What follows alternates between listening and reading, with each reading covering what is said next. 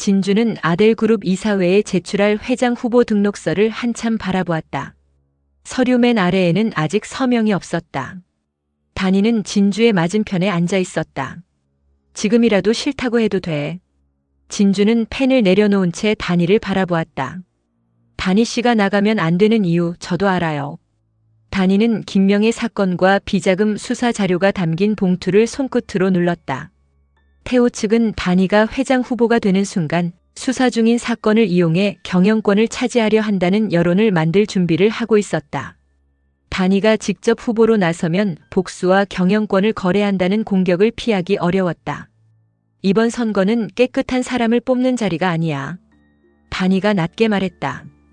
누가 더 많은 약점을 숨기느냐를 겨루는 자리가 됐어. 진주는 다시 등록서를 내려다보았다. 그래서 제가 나가야 한다는 거죠. 태호는 내가 회사를 운영할 수 없다고 생각해. 현준 씨도 그렇게 생각할 거예요. 그게 우리한테 유리할 수도 있어. 진주는 쓴웃음을 지었다. 사람들이 절 피해자라고만 생각하니까요. 그 인식을 깨야 해. 단이는 진주의 손을 잡았다. 하지만 내 인생을 또 복수에 걸게 하고 싶지는 않아. 진주는 단이의 손을 마주 잡았다. 제 인생은 이미 7년 전에 걸렸어요. 진주야. 이번에는 빼앗기는 쪽이 아니라 되찾는 쪽에 서고 싶어요. 진주는 펜을 들었다. 그리고 후보 등록서에 백진주라는 이름을 적었다. 제가 나갈게요. 단이의 눈빛이 흔들렸다. 진주는 서류를 단이 앞으로 밀었다. 박태호가 만든 아델을 그대로 갖겠다는 게 아니에요. 그럼 그 사람이 짓밟은 사람들 이름으로 다시 세울 겁니다. 단이는 진주의 결심을 확인하고 천천히 고개를 끄덕였다. 그럼 끝까지 간다. 네. 현준이 어떤 짓을 해도 흔들리지 마. 진주의 손끝이 잠시 멈췄다. 현준이 자신을 사랑했다고 말했던 순간과 끝내 태호의 곁을 선택했던 모습이 함께 떠올랐다. 저도 이제 알아요. 뭘? 사랑한다는 말이 사람을 지켜주진 않는다는 거요. 잠시 후 옥 집사와 한 선생이 사무실로 들어왔다. 옥 집사는 오래된 장부와 서류 상자를 테이블 위에 올려놓았다. 한 선생은 주주명부 원본과 신탁 증서를 꺼냈다. 단이가 두 사람을 바라보았다. 이걸 전부 넘겨주셔도 괜찮겠어요. 옥 집사는 담담하게 대답했다. 이 집에서 평생 보고 들은 걸 감추고 산 죄가 더 큽니다. 진주가 물었다. 옥 집사님도 위험해질 수 있어요. 이미 늦었습니다. 옥 집사는 단이를 바라보았다. 회장님이 김명의 선생님을 괴롭힐 때도 저는 모르는 척했습니다. 단이의 눈빛이 흔들렸다. 집사님, 그때는 내 자리를 지키는 게 중요했습니다. 옥 집사는 손을 모았다. 하지만 사람이 죽고 또 다른 사람이 그 죄를 뒤집어 쓰는 걸 보고도 입을 다물면 그건 사는 게 아닙니다. 한 선생도 신탁 증서를 진주 앞으로 밀었다. 문태진 명의로 보유한 지분은 백진주 씨를 지지하는 데 쓰겠습니다. 진주가 놀란 얼굴로 그를 바라보았다. 저를요? 김단희 씨가 아니라 당신이 후보로 나선 이유를 들었습니다. 한 선생은 단이와 진주를 번갈아 바라보았다. 이제는 저희가 버팀목이 되겠습니다. 단이와 진주는 옥 집사와 한 선생을 고맙게 바라보았다. 단이는 오래된 장부 위에 손을 올렸다. 반드시 박태호를 무너뜨리고 사람들의 억울함을 풀어줄 겁니다. 옥 집사가 고개를 끄덕였다. 한 선생은 진주에게 한 장의 서류를 더 건넸다. 이것도 필요할 겁니다. 진주는 서류를 펼쳤다. 태호가 아델 계열사 주식을 차명으로 매입한 기록이었다. 수취인 가운데 유나의 이름이 있었다. 유나가 주식을 받기로 했어요. 단이가 기록을 확인했다. 아직 이전되지는 않았어. 옥 집사가 말했다. 회장님이 유나 씨에게 명의 선생님 명의로 남은 주식을 찾아오라고 시킨 모양입니다. 진주의 얼굴이 굳었다. 명의 씨 주식이 아직 남아있어요. 한 선생이 고개를 끄덕였다. 차명 신탁으로 묶인 지분이 있습니다. 누가 가지고 있죠? 홍영실 씨입니다. 진주가 놀란 얼굴로 그를 바라보았다. 한 선생은 오래된 서류를 펼쳤다. 김명의 선생님이 마지막까지 믿었던 사람이 삼식 씨였습니다. 단이의 손끝이 굳었다. 언니가 삼식 씨한테 주식을 맡겼다고요. 태호가 자신의 지분을 빼앗을 것이라고 예상했습니다. 그럼 삼식 아저씨가 죽은 이유도? 진주의 목소리가 흔들렸다. 한 선생은 대답하지 못했다. 단이가 대신 입을 열었다. 주식을 찾으려던 태호가 삼식 씨를 없앤 거야. 진주는 서류를 움켜쥐었다. 유나는 그 사실을 알고 있어요. 옥 집사가 고개를 저었다. 전부는 모를 겁니다. 그럼 태호는 유나를 이용해서 영실 아주머니한테 주식을 받아내려는 거네요.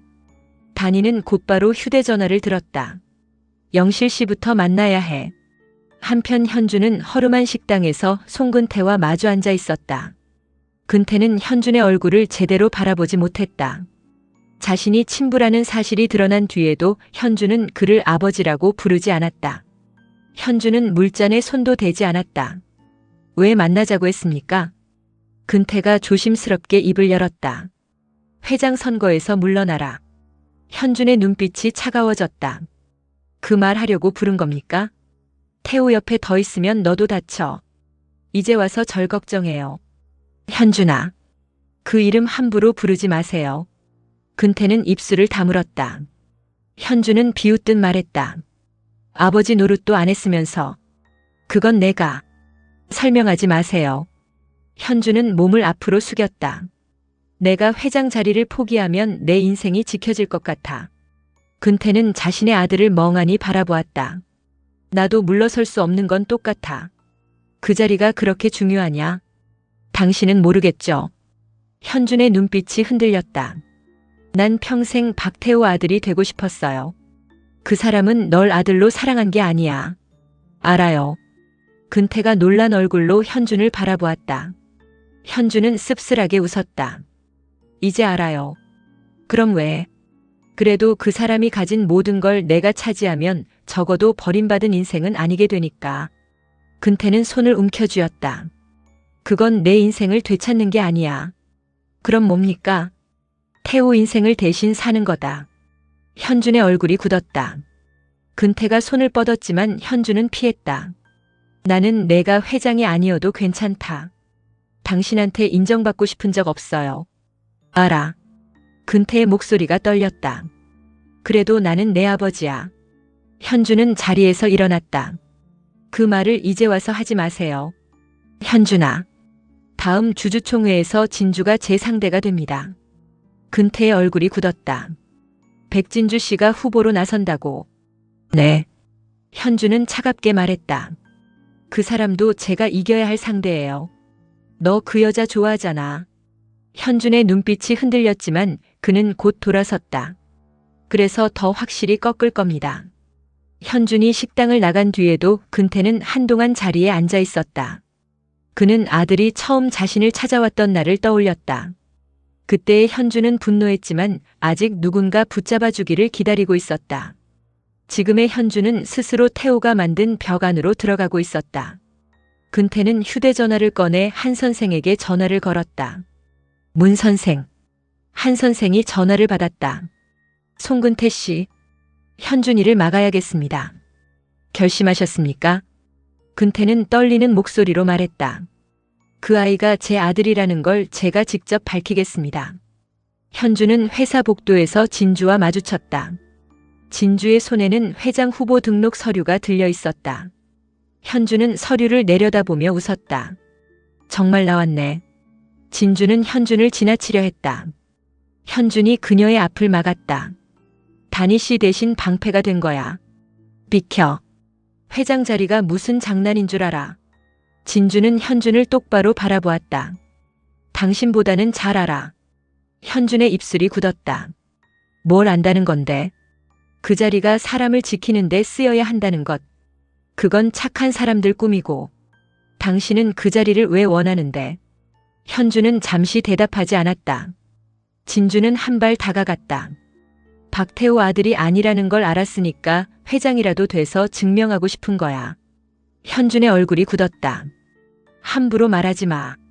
당신 인생이 틀리지 않았다는 걸 누군가 인정해 주길 원하는 거잖아. 그만해. 그 사람이 박태호여야만 해. 현주는 진주의 팔을 붙잡았다. 아무리 너라도. 진주는 그의 손을 내려다보았다. 현준의 목소리가 거칠어졌다. 아무리 내가 너를 사랑했어도. 진주의 눈빛이 흔들렸다. 난 내 인생 지키는 게 먼저인 놈이거든. 진주는 현준의 손을 떼어냈다. 그건 당신 인생을 지키는 게 아니야. 뭐? 박태호가 버린 자리 주어서 그 사람처럼 되는 거지. 현준이 이를 악물었다. 내가 뭘 알아? 당신을 좋아했으니까 알아. 현준의 얼굴이 굳었다. 진주는 애써 흔들리는 목소리를 눌렀다. 계속 기다렸어. 당신이 돌아오길. 진주야. 그런데 이제 안 기다려. 진주는 후보 등록서를 들어보였다. 다음에 만날 때는 경쟁자로 만나. 현준의 눈에 분노와 미련이 함께 번졌다. 후회할 거야. 그건 당신이 하게 될 거야. 진주는 현준을 지나쳐 걸어갔다. 현준은 그녀의 뒷모습에서 눈을 떼지 못했다. 그러나 곧 비서에게 전화했다. 백진주 후보 등록에 필요한 추천 지분부터 막아. 문태진 씨 쪽 지분이 이미 넘어갔습니다. 현준의 얼굴이 굳었다. 그럼 옥 집사를 찾아. 왜 옥 집사입니까? 박태호 집안에서 오래 일한 사람이야. 약점이 없을 리 없어. 현준은 차갑게 말을 이었다. 필요하면 가족부터 건드려. 그 시각 유나는 태호의 저택으로 불려와 있었다. 영실도 딸을 따라 들어왔다. 태호는 소파에 앉아 주식 신탁 서류를 테이블 위에 던졌다. 이 서류 본 적 있어. 유나는 서류를 살폈다. 삼식의 이름으로 관리되던 아델 지분이었다. 아니요. 태호는 영실을 바라보았다. 당신은 알겠군. 영실의 얼굴이 굳었다. 모릅니다. 모르는 얼굴이 아닌데. 유나가 어머니를 바라보았다. 엄마, 이게 뭐야? 영실은 고개를 저었다. 몰라. 태호는 자리에서 일어나 영실 앞으로 다가갔다. 당신 남편이 죽기 전에 맡긴 게 있을 텐데. 없습니다. 아주머니. 유나가 영실의 팔을 붙잡았다. 정말 뭐 있어? 없다고 했잖아. 태호는 유나를 향해 시선을 돌렸다. 내가 받아와. 유나의 얼굴이 굳었다. 제가 어떻게? 딸이잖아. 태호는 유나에게 서류를 밀었다. 여기 서명만 받으면 돼. 영실이 서류를 낚아채 찢으려 했다. 태호가 그녀의 손목을 붙잡았다. 감히. 유나는 태호의 팔을 밀어내려 했다. 엄마한테 손대지 마세요. 태호의 눈빛이 날카로워졌다. 내가 지금 누구한테 명령해. 처음 약속과 다르잖아요. 약속. 태호는 비웃었다. 내가 받아간 돈으로 끝난 줄 알았어. 저 할 만큼 했어요. 아직 아니야. 유나가 뒤로 물러서려 하자 태호가 그녀의 목을 움켜쥐었다. 영실이 소리치며 태호의 팔을 잡아당겼다. 우리 유나 놔줘요. 태호는 유나의 목을 조른 채 얼굴을 가까이 했다. 주식 받아내서 들어와. 유나는 태호의 손목을 붙잡고 몸부림쳤다. 회장님. 받아내지 못하면. 태호의 손에 힘이 들어갔다. 내 집에 발도 못 들릴 줄 알아. 영실은 울면서 태호를 밀어냈다. 그만해요. 주식이고 뭐고 다 가져가요. 태호가 유나를 놓았다. 유나는 목을 감싸며 숨을 골랐다. 태호는 영실을 바라보았다. 역시 가지고 있었군. 영실의 얼굴이 굳었다. 자신이 실수했다는 것을 깨달았지만 이미 늦었다. 태호는 서류를 영실 앞으로 내밀었다. 내일까지 가져와. 영실은 유나의 손을 잡았다. 두 사람은 비틀거리며 저택을 빠져나왔다.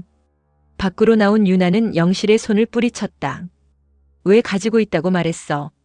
영실은 딸의 목에 남은 붉은 자국을 바라보며 울었다. 너 죽을까봐 그랬다. 이제 어떡해? 다 돌려주자. 누구한테? 김단의 씨한테. 유나는 어머니를 노려보았다.